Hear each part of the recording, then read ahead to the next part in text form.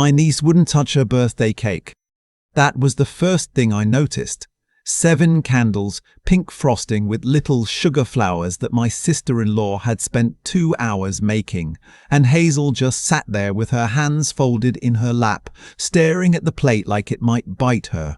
Every other kid at that table was leaning forward, elbows in the frosting, already negotiating for the corner piece. Hazel didn't move. "Haze, you have to blow out the candles, sweetheart," I said. She looked at me. Not the way kids look at you when they're shy or tired or overstimulated from too much sugar. She looked at me the way I've seen adults look when they're calculating whether it's safe to say something. She's 7 years old. I'm a high school history teacher in Dayton, Ohio. I've been in classrooms for going on 22 years, which means I've watched a lot of children. I know the difference between a kid who's anxious about being the center of attention and a kid who's learned to make herself small as a survival strategy. I told myself I was overthinking it, that it was just Hazel being Hazel, quiet the way she'd always been, reserved the way her father was reserved. But something sat wrong in my chest the rest of that afternoon. My brother Warren and I have never been close in the way some brothers are. We're 7 years apart, which might as well be a generation when you're kids. By the time he was starting high school, I was already in college. We didn't fight. We just didn't know each other all that well. When he married his wife Gwen about 10 years ago, I thought she was fine, polished. The kind of person who always knew which fork to use and never laughed too loud. Their house in the suburb of Centerville was always immaculate. Their front lawn looked like a photograph. Hazel was born 2 years into the marriage, and from the outside, they looked like the family in a real estate advertisement. I noticed the changes slowly over maybe the last 2 years. Warren stopped coming to holiday gatherings by himself. Gwen always came along, which sounds normal until you realize that whenever I tried to have a real conversation with my brother, Gwen materialized within 30 seconds. She'd touch his arm. She'd redirect. She'd answer questions I'd asked him directly. Warren would just smile and defer, the way you do when you've learned it's easier. Hazel had been a chatty, expressive kid when she was 4 and 5. She used to narrate everything, every snack, every cartoon, every cloud she saw out the car window. By her 6th birthday, the narration had gone quiet. By this birthday, she barely spoke at all unless spoken to. I should have said something sooner. After the cake, I found Hazel on the back porch steps alone. The other kids were inside playing a video game that involved a lot of shouting and laughter. She was watching a beetle cross the concrete. "Hey, birthday girl," I said, sitting down beside her. She didn't look up. "Hi, Uncle Pete. You feeling okay? You seemed a little quiet today." A long pause.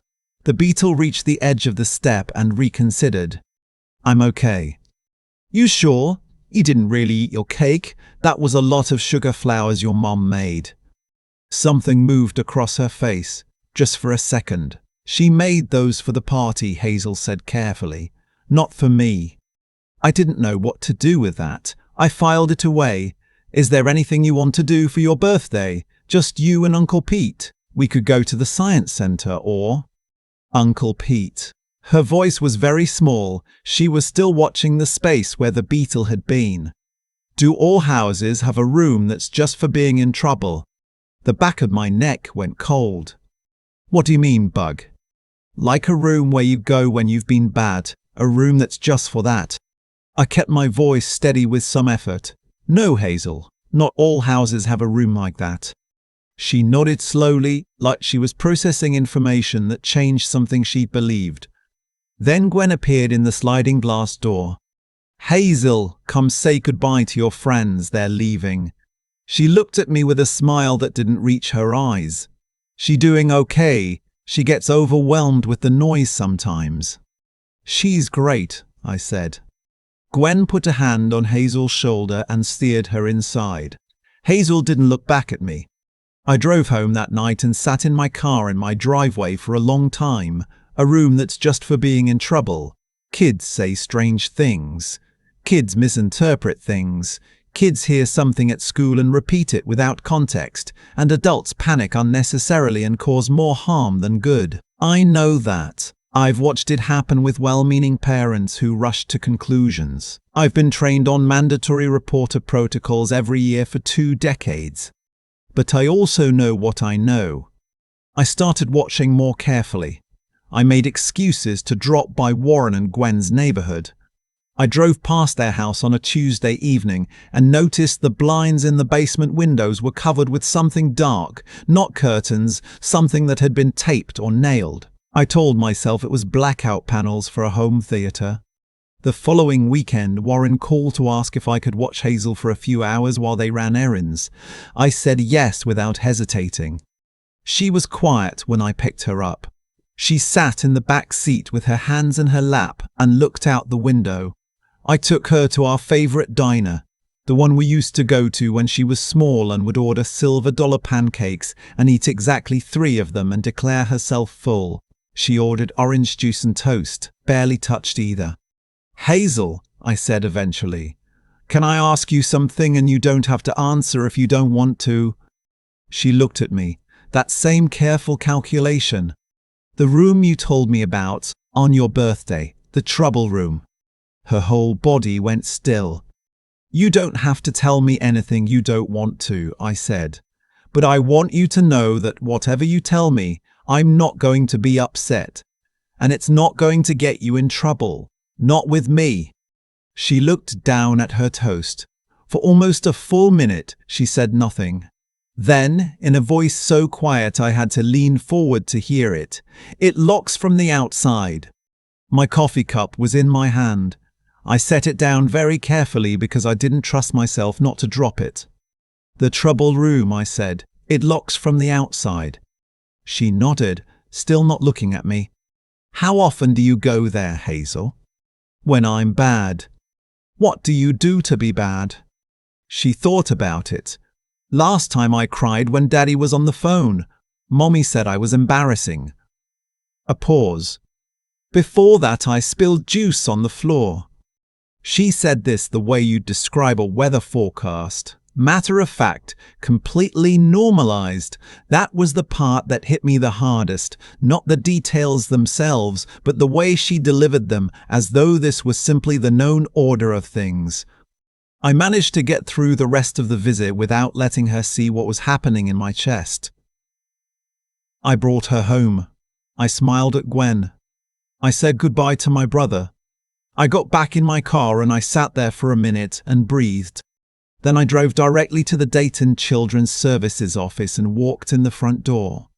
The intake worker was a woman named Ms. Okonkwo, somewhere in her mid-40s, with reading glasses on a lanyard and the expression of someone who had heard a great deal and remained undeterred. I told her everything. The birthday party, the Beatle conversation, the diner. She took notes without interrupting. When I finished, she asked several careful questions. Had I observed any physical injuries?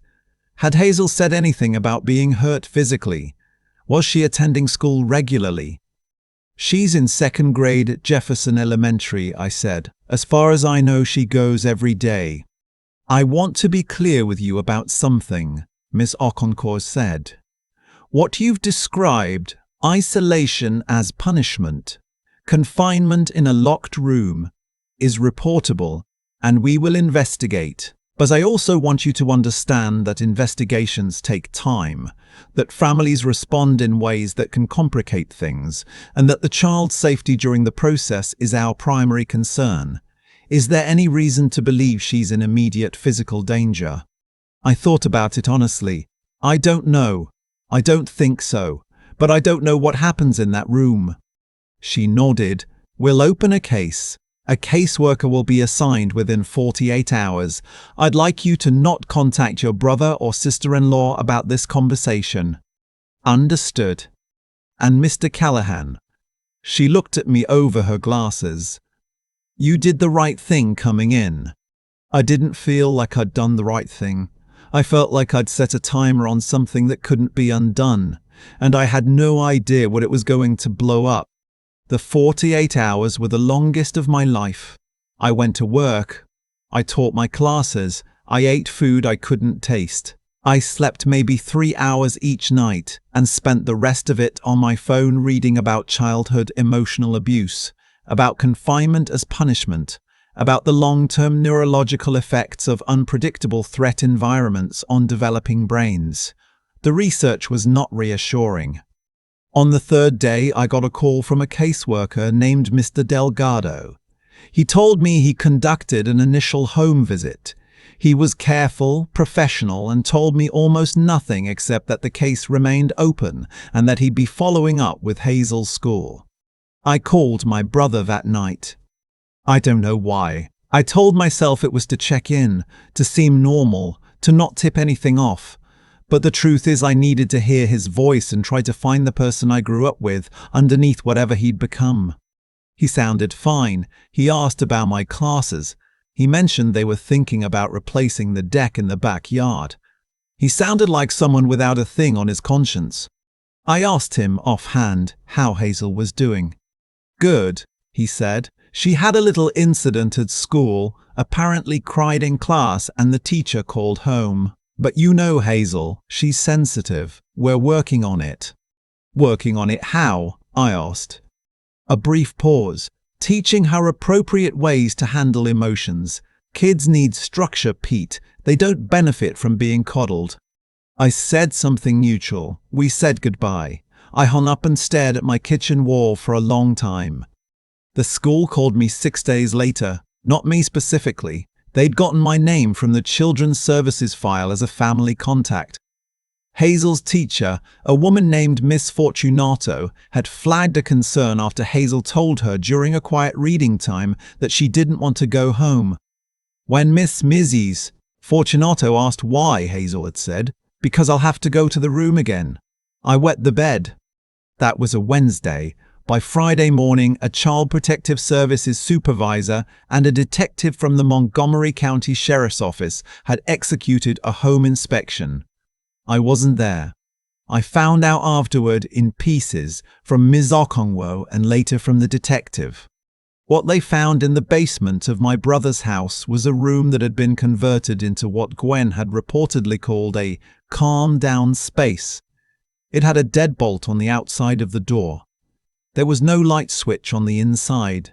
There was a plastic tub in the corner that Hazel had apparently been using as a toilet, because she wasn't allowed to knock on the door once she was inside. She'd been told that knocking meant additional time. There were small marks scratched into the baseboard near the floor. Investigators counted 11 distinct sets of marks, each set representing what they believed were individual incidents. Hazel had been keeping count. She was 7 years old. The detective who called me was named Detective Vasquez. She had a flat, measured voice and she told me the information carefully and without editorializing.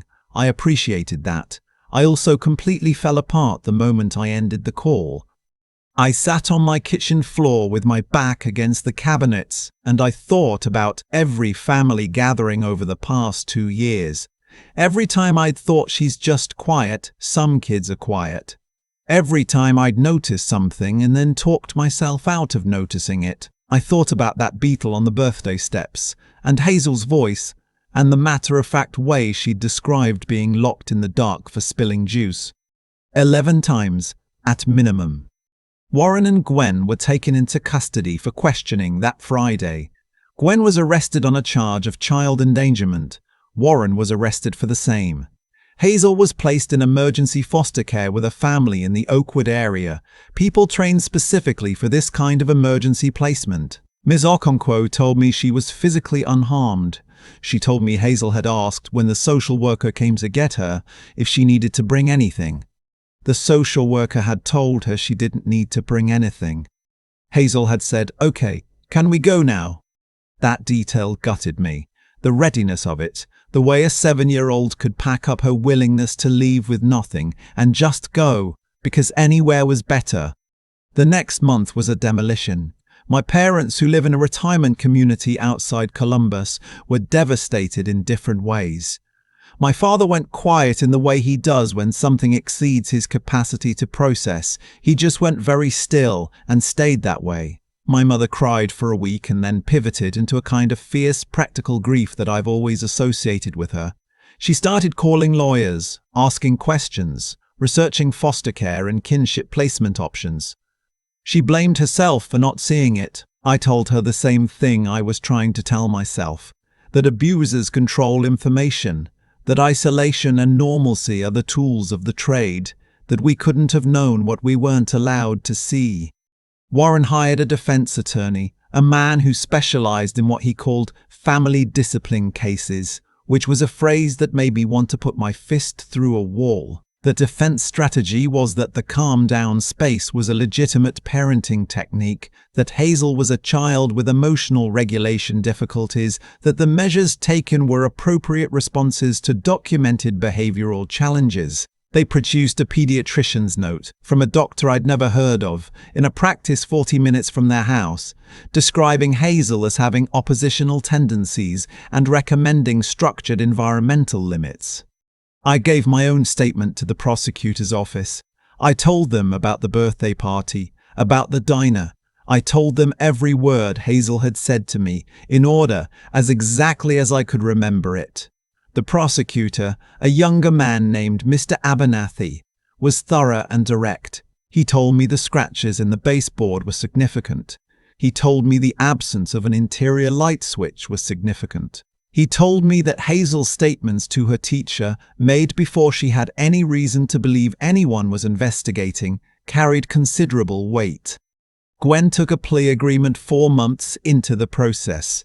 She pled guilty to child endangerment and 1 count of unlawful confinement of a minor. As part of the agreement, she testified about Warren's role, confirming that the room had been his idea, that he had set the rules for its use, that he had been the primary disciplinarian who decided when Hazel was ready to be released. She claimed she'd been afraid of him. The prosecutor told me privately that there was evidence to support this, but also evidence that her participation had been more than passive. She received 4 years. I watched the comment sections of the local news articles. The outrage was immediate and justified. 4 years for what they did to that little girl. Warren's trial was 6 weeks long. I sat in the gallery for as much of it as I could manage around my teaching schedule. His lawyer was skilled and relentless, and there were days in that courtroom that were very hard, but the prosecution had the scratches in the baseboard. They had Hazel's testimony, delivered via a recorded forensic interview conducted by a specialist in a child-friendly room, because Hazel was too young and too fragile to be cross-examined in open court. They had text messages between Warren and Gwen discussing the room schedule. They had the doctor's note and the testimony of 2 of his colleagues confirming it was outside standard care guidelines. When the verdict came back, guilty on all counts, Warren looked straight ahead. He didn't look at me. He didn't look at anyone. He had the same composed expression he'd had throughout the entire trial, the expression of someone who had decided that his own narrative was the correct one and that reality was simply failing to cooperate.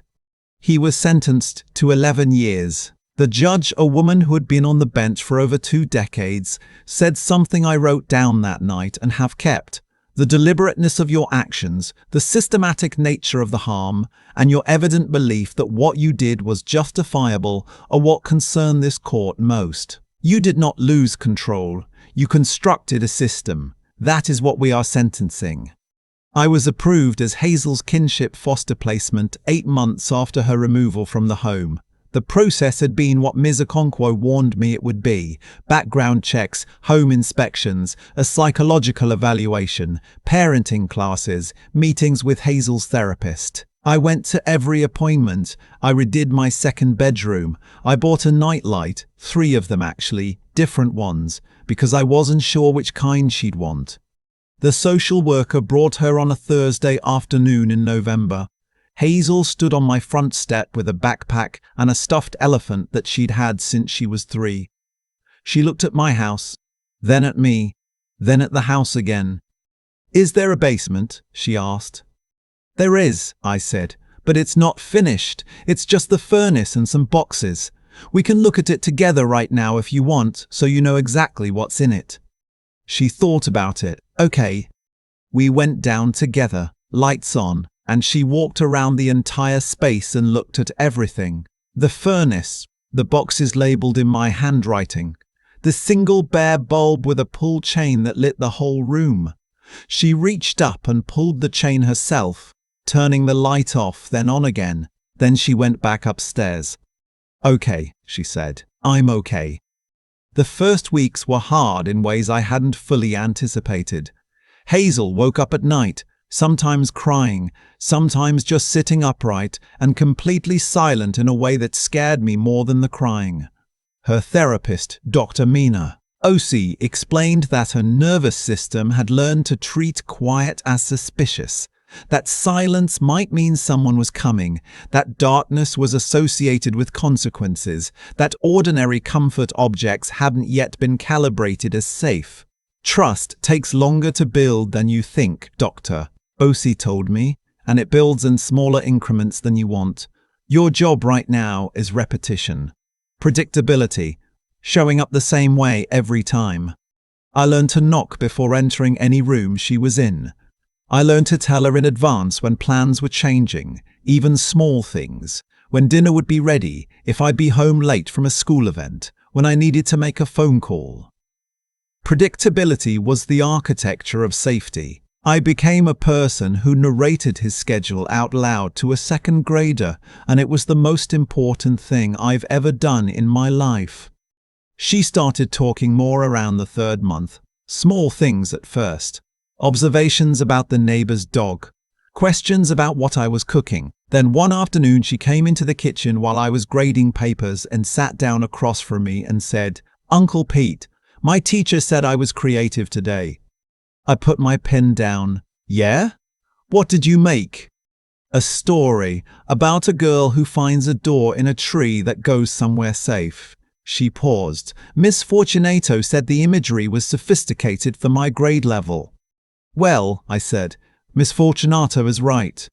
She smiled, just a little, the kind of smile that costs something, that you have to spend something to produce, but she spent it. I framed it somewhere in that moment, not a physical thing, just a fact I needed to remember on the harder days. She's still in there. The girl who narrated clouds and ordered silver-dollar pancakes. She's in there, and she's trying to come back out. The legal process wound on for nearly another year after Hazel came to live with me. Gwen served her sentence. Warren appealed twice. Both appeals were denied. I didn't follow the appeals closely. I had a child to raise. What I did follow was Hazel. I followed her through second grade and into third. I followed her through the nightmares that started getting farther apart around month 5, and through the morning 6 months in when she came downstairs for breakfast and said she'd slept the whole night without waking up, like she was reporting a personal record. I followed her through the soccer season when she decided she wanted to play and then decided mid-season that she hated it and wanted to do art club instead.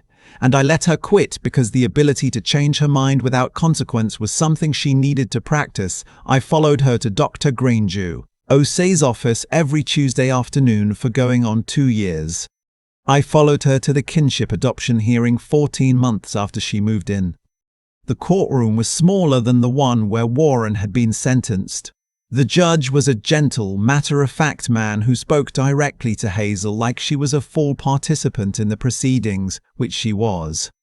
"Hazel," he said, "do you understand what we're doing here today?" "Yes," she said. "Uncle Pete is becoming my legal guardian, and I get to stay." "That's right. Is that what you want?" She looked at me. I was sitting beside her at the table, and she looked at me for a long moment with those brown eyes that had seen too much for someone her age. "It's what I want," she said. "I already put my name on the wall in my room. The door frame. In pencil, so it's small." She looked back at the judge. I measured. I'm 4 feet 2. The judge laughed. An actual, genuine laugh. "That is an excellent reason," he said. Let the record show that Hazel has marked her height on the doorframe. I'm granting this adoption." That night, after Hazel was asleep, I sat in the kitchen with a cup of tea and thought about the beetle on the birthday steps.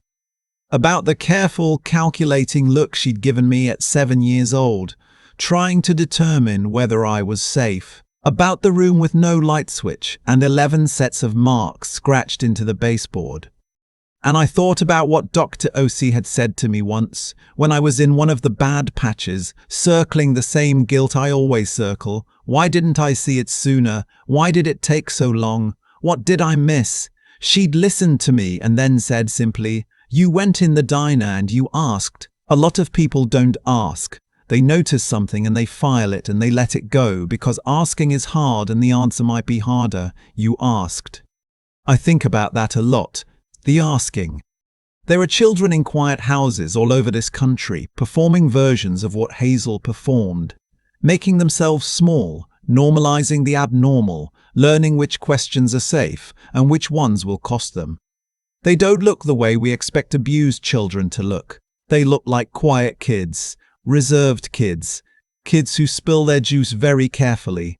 They're in classrooms, at birthday parties, on the back steps of houses watching beetles cross the concrete. And they're doing the math, constantly, calculating, deciding who is safe enough to tell. If you're the kind of person a child might calculate toward, I'm asking you to make it worth their math. Ask the question, even when you're not sure, even when you'd rather believe you're wrong, even when the answer might blow something up that can't be rebuilt. Ask the question and be the kind of person who can hear the answer. Hazel is 9 now. She still sees Dr. Osei once a month instead of twice a week.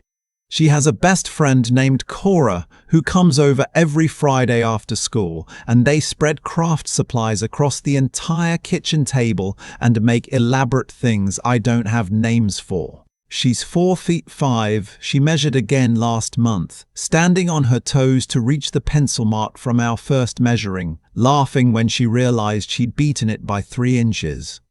She laughs loud now, the kind of laugh that takes up space. Last spring, she came to my school on career day and sat in the back of my classroom while I taught a lesson on the civil rights movement.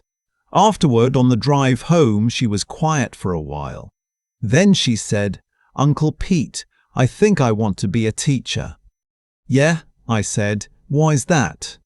"Because you got to talk to kids all day," she said, "and you notice things about them, and they trust you." She looked out the window. "I think I'm good at noticing things too." She is. She notices everything. I keep the pencil mark on the door frame. I will keep measuring her against it every year, for as long as she'll let me. 48 inches. 51. Whatever comes next, whatever she grows into, I'll be there with the pencil, keeping track of how far she's come.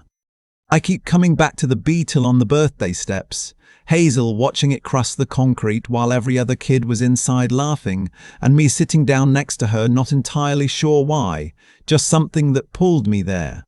That moment didn't feel significant. It felt like an uncle checking in on a quiet kid at a party, but that was the moment. That was where the whole thing turned.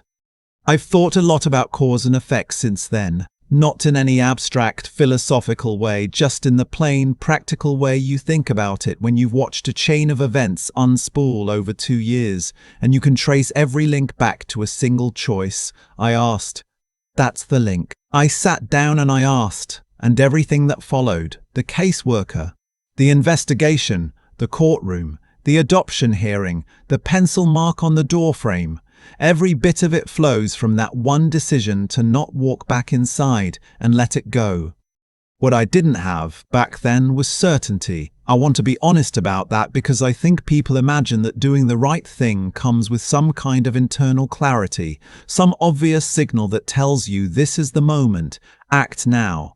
It doesn't. I had a feeling and a few strange sentences from a 7-year-old and a lot of reasons to talk myself out of it. It would have been so easy to file it away. Kids say strange things. I didn't want to damage my relationship with Warren. I didn't want to be wrong. I didn't want to blow up a family over something I might be misreading. But here's what I've come to understand. The discomfort of acting on incomplete information is always going to feel worse than the comfort of inaction, right up until you see what inaction actually costs. The math only becomes clear in retrospect. By the time you're certain, you've often waited too long. What looks like courage in hindsight is usually just someone deciding to tolerate the discomfort of uncertainty, because the alternative, looking away, is something they can't live with. That's what I had to build in myself. Not confidence, not a hero's clarity, just the willingness to sit in the discomfort and make the call anyway. And watching Hazel these past 2 years, watching her learn to trust that a quiet house means safety and not threat, watching her laugh loud enough to fill a room, watching her stand on her toes to measure herself against a pencil mark on a doorframe. What I see in her is the same thing I had to find in myself, just applied to a completely different kind of survival. She had to keep thinking when thinking was terrifying. She had to figure out at 7 years old which adults were calculating toward, which ones were safe, and she got it right. She picked me. That required something in her that I don't have a simple word for, a kind of intelligence that isn't about knowledge. It's about reading the world carefully enough to find the one door that opens in your direction, and being brave enough to walk toward it even when every previous door has been locked from the outside. She's building herself back, piece by piece, with the particular stubbornness of someone who decided early that the story wasn't over. I take no credit for that. I just tried to be a door worth walking toward. The only question that ever really mattered was the one I asked on those back steps. Not because I knew what the answer would be, because I knew that not asking was a choice too. And that choice had consequences I wasn't willing to own. Ask the question. Whatever it costs you, ask it anyway.